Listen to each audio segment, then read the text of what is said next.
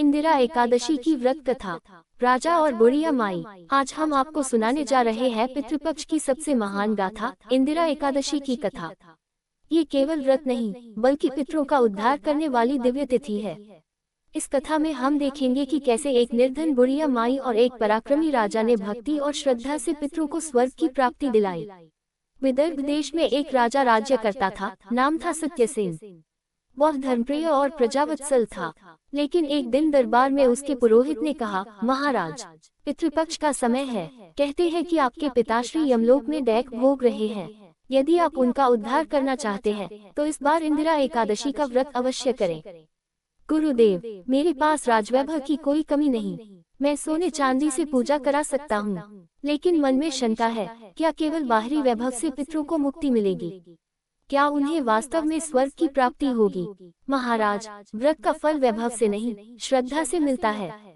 यदि आप चाहें तो गांव की एक वृद्धा, जिसे लोग बुढ़िया माई कहते हैं, उससे मिलिए। उसका किया व्रत देवताओं तक पहुंचता है। वह आपको सच्चा मार्ग दिखाएगी। राजा साधारण वेश में गांव पहुंचा। वहां उसने एक झोपड़ी देखी, जिसमें एक वृद्धा तुलसी चौरे पर दीप जला रही थी।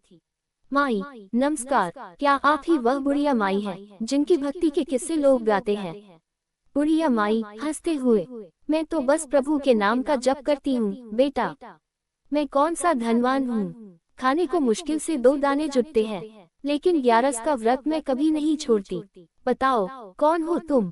माई, मैं विदर्भ का राजा सत्यसेन हूँ। मुझे बताया गया है कि आप ही इंदिरा एकादशी का महत्व समझा सकती हैं। कृपा कर बताइए, ये व्रत कैसे करना चाहिए? महाराज, व्रत करने के लिए न सोने की जरूरत है, न चांदी की। बस सच्चे मन से संकल्प लो। प्रातः स्नान करके भगवान विष्णु का स्मरण करो। दिन भर उपवास रखो। रात को भजन कीर्तन करो। और सबसे जरूरी, पितरों को याद करके उनके लिए दीप और जल अर्पित करो। यही है इंदिरा 11 की विधि। इंदिरा एकादशी का दिन आया। राजा ने राजसी वस्त्र त्याग दिए और साधारण कपड़े पहनकर बुढ़िया माई के साथ तुलसी चौरे पर बैठा। राजा संकल्प लेते हुए, मैं सत्यसेन आज इंदिरा एकादशी का व्रत कर अपने पितरों का उद्धार करने का संकल्प लेता हूँ। मैं भी आज अपने पितरों के लिए व्रत कर रही हूँ। हे भगवान विष्णु, हमारी श्रद्धा स्वीकार करो। दोनों ने दिन भर जल और तुलसी पत्र पर ही व्रत रखा। रात भर दीप जलाकर कथा सुनी, भजन गाए और आंखों में आंसू लेकर पितरों को स्मरण किया। मध्यरात्रि का समय था। अचानक आकाश से दिव्य प्रकाश उतरा। वीणा और शंख की ध्वनि गूंज उठी। आकाशवाणी, हे सत्यसेन, हे बुढ़िया माई, तुम्हारी श्रद्धा से प्रसन्न होकर हम तुम्हारे पितरों को यमलोक से मुक्त कर रहे हैं। वे अब स्वर्गलोक को जा रहे हैं। राजा ने देखा, दिव्य विमान आया। उसमें उसके पिता बैठे थे। वे प्रसन्न होकर बोले, पुत्र सत्यसेन, तेरी भक्ति और इंदिरा 11 के व्रत से हमें मुक्ति मिली है। तेरा वंश चिरंजीवी होगा। उधर बुढ़िया माई ने देखा कि उसके पितर भी प्रसन्न होकर स्वर्ग जा रहे हैं। उन्होंने कहा, बेटी, तेरी श्रद्धा से हमें अनंत सुख मिला। तेरा नाम युगों युगों तक अमर रहेगा। अगले दिन राजा नगर लौटा और दरबार में घोषणा की, प्रजाजनों, मैंने देखा है कि अमीर और गरीब में कोई अंतर नहीं। इंदिरा 11 का व्रत सबको समान फल देता है। अब से मेरे राज्य में हर कोई इस व्रत को श्रद्धा से करेगा। गांव वाले बोले, बुढ़िया माई की भक्ति ने हमें मार्ग दिखाया। ये व्रत सच्चे मन से करने पर ही फल देता है। यही है इंदिरा एकादशी की कथा। इसमें राजा और बुढ़िया माई दोनों ने सिद्ध कर दिया कि इस दिन का व्रत सबसे महान है। जो इसे करता है, उसके पितर स्वर्गलोक को जाते हैं और जीवन में सुख समृद्धि आती है। इंदिरा एकादशी तिथि, पूजा का शुभ मुहूर्त और उपाय। इंदिरा एकादशी के दिन व्रत और पुण्य कर्म करने से पितरों को मुक्ति मिलती है। इस बार एकादशी तिथि पर गौरी योग भी बन रहा है। इंदिरा एकादशी के दिन व्रत और तर्पण करने पितृ प्रसन्न होते हैं। शास्त्रों में एकादशी तिथि का विशेष महत्व है। आपको बता दें कि वैसे तो हर महीने 2 एकादशी तिथि आती है, एक शुक्ल पक्ष में तो दूसरी कृष्ण पक्ष में। यहाँ हम बात करने जा रहे हैं इंदिरा एकादशी के बारे में, जो पितृ पक्ष में आती है।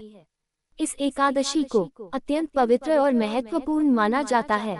ऐसी मान्यता है कि इस दिन व्रत करने से और पुण्य कार्य करने से पितरों की मुक्ति मिलती है, साथ ही उन्हें मोक्ष मिलता है।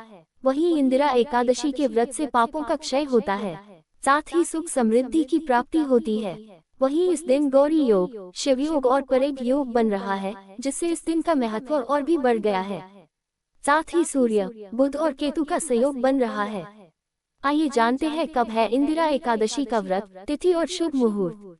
इंदिरा एकादशी तिथि ज्योतिष पंचांग के मुताबिक आश्विन माह के कृष्ण पक्ष की एकादशी तिथि द 17 सितंबर को देर रात 12:21 पर शुरू होगी और द 17 सितंबर को देर रात 11:39 पर समाप्त होगी। ऐसे में उदयातिथि के अनुसार द 17 सितंबर को मनाई जाएगी। इंदिरा एकादशी का शुभ मुहूर्त और योग। पंचांग के अनुसार आश्विन माह के कृष्ण पक्ष की एकादशी तिथि पर शिव और परेग योग समेत कई विशेष संयोग बन रहे हैं। परेग योग देर रात तक है, इसके बाद शिव योग का संयोग बन रहा है। ऐसे में इन योगों में पूजा करना मंगलकारी रहेगा। बता दें कि इस दिन गौरी योग का शुभ संयोग रहेगा। चंद्रमा अपनी स्वराशि कर्क में विराजमान रहेंगे, जिससे गौरी योग बनेगा। ऐसे में व्रत और श्राद्ध कर्म करने वालों को पुण्य फल की प्राप्ति होगी। त्रिग्रही योग बनने से इन राशियों का शुरू होगा स्वर्णिम समय। शुक्र और सूर्य देव की रहेगी असीम कृपा, आकस्मिक धन लाभ के योग। इंदिरा एकादशी पर करें ये उपाय। 1. इंदिरा एकादशी के दिन ओम नमो भगवते वासुदेवाय मंत्र का जप करें। ऐसा करने से सभी मनोरथ पूर्ण हो सकते हैं। 2. इस दिन गरीबों, गौ ब्राह्मणों या जरूरतमंदों को भोजन, कपड़े या दक्षिणा दें। विशेषकर तिल, गुड़, फल और अनाज का दान शुभ माना जाता है। इस दिन दान करने से अक्षय पुण्य की प्राप्ति होती है। 3. संध्या समय पीपल के नीचे या नदी किनारे एक घी का दीपक जलाएं। ऐसा करने से पितृ प्रसन्न होते हैं, साथ ही सुख समृद्धि के साथ वंशवृद्धि का आशीर्वाद देते हैं। 4. जीवन के दुख और संकट को दूर करने के लिए इंदिरा एकादशी के दिन महादेव की पूजा अर्चना करें। इस दौरान सच्चे मन से शिवलिंग पर 21 बेलपत्र चढ़ाएं। दूसरी कथा। इंदिरा एकादशी का व्रत आश्विन मास की एकादशी तिथि के दिन रखा जाता है। इंदिरा एकादशी का व्रत बहुत ही महत्वपूर्ण माना जाता है। दरअसल इंदिरा एकादशी का व्रत रखने से भगवान विष्णु की कृपा तो मिलती ही है, साथ ही पितरों को मोक्ष प्राप्त होता है। इसलिए इस एकादशी पर भगवान विष्णु की कृपा पाने के लिए आपको पूरे विधि विधान से पूजन करना चाहिए। आइए जानते हैं इंदिरा एकादशी का व्रत कब रखा जाएगा। हिंदी पंचांग के अनुसार एकादशी तिथि का आरंभ द 16 सितंबर को देर रात 12:21 पर होगा और द 17 सितंबर को रात 11:39 पर एकादशी तिथि समाप्त होगी। शास्त्रों के अनुसार उदया तिथि में जब कोई तिथि लगती है तो उसी दिन व्रत किया जाता है। ऐसे में इंदिरा एकादशी का व्रत 17 सितंबर को किया जाएगा। इंदिरा एकादशी का महत्व। इंदिरा एकादशी का महत्व इसलिए भी अधिक है क्योंकि इस व्रत को करने से आपके पितरों को मोक्ष की प्राप्ति होती है और वह वैकुंठ धाम को जाते हैं। साथ ही इस व्रत के प्रभाव से खुद के लिए भी स्वर्ग लोक को द्वार खुलते हैं। इंदिरा एकादशी पूजा विधि। पद्म पुराण में वर्णित विधि के अनुसार इंदिरा एकादशी का व्रत रखने से पहले दशमी तिथि के दिन पितरों का श्राद्ध करें। दशमी तिथि में ब्राह्मण, गौ ग्रास, कौवे और कुत्ते इन सभी को भोजन कराएं। साथ ही इस दिन किसी से चुगली आदि न करें। दशमी तिथि में रात के समय भूमि पर शयन करें और अगले दिन यानी एकादशी तिथि में व्रत का संकल्प लें। इसके बाद स्नान आदि के बाद एक चौकी पर पीला कपड़ा बिछाएं और उस पर श्रीहरि की प्रतिमा स्थापित करें। फिर भगवान विष्णु को वस्त्र अर्पित करें और उनके साथ माता लक्ष्मी को भी। उन्हें भोग लगाएं। अंत में इंदिरा एकादशी की कथा का पाठ करें और फिर भगवान विष्णु और माता लक्ष्मी की आरती करें। इंदिरा एकादशी व्रत कथा।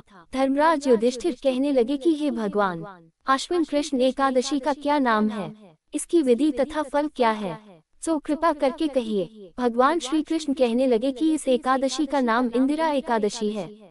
ये एकादशी पापों को नष्ट करने वाली तथा पितरों को अधोगति से मुक्ति देने वाली होती है। हे राजन, ध्यानपूर्वक इसकी कथा सुनो। इसके सुनने मात्र से ही वायपे यज्ञ का फल मिलता है। प्राचीन काल में सतयुग के समय में महिष्मती नाम की एक नगरी में इंद्रसेन नाम का एक प्रतापी राजा धर्मपूर्वक अपनी प्रजा का पालन करते हुए शासन करता था। वह राजा पुत्र, पौत्र और धन आदि से संपन्न और विष्णु का परम भक्त था। एक दिन जब राजा सुखपूर्वक अपनी सभा में बैठा था तो आकाश मार्ग से महर्षि नारद उतरकर उसकी सभा में आए। राजा उन्हें देखते ही हाथ जोड़कर खड़ा हो गया और विधिपूर्वक आसन व अर्घ्य दिया। सुख से बैठकर मुनि ने राजा से पूछा कि हे राजन, आपके सातों अंग कुशल पूर्वक तो है, तुम्हारी बुद्धि धर्म में और तुम्हारा मन विष्णु भक्ति में तो रहता है।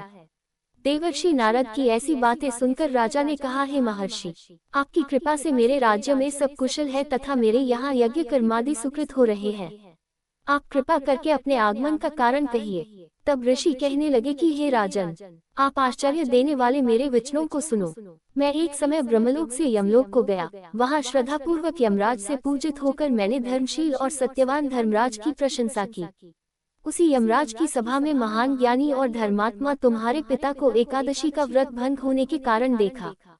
उन्होंने संदेशा दिया, सो मैं तुम्हें कहता हूँ। उन्होंने कहा कि पूर्व जन्म में कोई विघ्न हो जाने के कारण मैं यमराज के निकट रह रहा हूँ। सो हे पुत्र, यदि तुम आश्विन कृष्णा इंदिरा एकादशी का व्रत मेरे निमित्त करो तो मुझे स्वर्ग की प्राप्ति हो सकती है। इतना सुनकर राजा कहने लगा कि हे महर्षि, आप इस व्रत की विधि मुझसे कहिए। नारद जी कहने लगे, आश्विन माह की कृष्ण पक्ष की दशमी के दिन प्रातः काल श्रद्धापूर्वक स्नानादि से निवृत्त होकर पुनः दोपहर को नदी आदि में जाकर स्नान करें।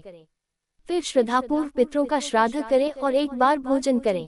प्रातः काल होने पर एकादशी के दिन दातून आदि करके स्नान करें। फिर व्रत के नियमों को भक्तिपूर्वक ग्रहण करता हुआ प्रतिज्ञा करें कि मैं आज संपूर्ण भोगों को त्याग कर निराहार एकादशी का व्रत करूंगा। हे अच्युत, हे पुंडरीकाक्ष, मैं आपकी शरण हूँ, आप मेरी रक्षा कीजिए। इस प्रकार नियम पूर्वक शालिग्राम की मूर्ति के आगे विधि पूर्वक श्राद्ध करके योग्य ब्राह्मणों को फलाहार का भोजन कराएं और दक्षिणा दें। पितरों के श्राद्ध से जो बच जाए उसको सूंघ कर गौ को दे तथा धूप, दीप, गंध, पुष्प, नैवेद्य आदि सब सामग्री से ऋषिकेश भगवान का पूजन करें। रात में भगवान के निकट जागरण करें।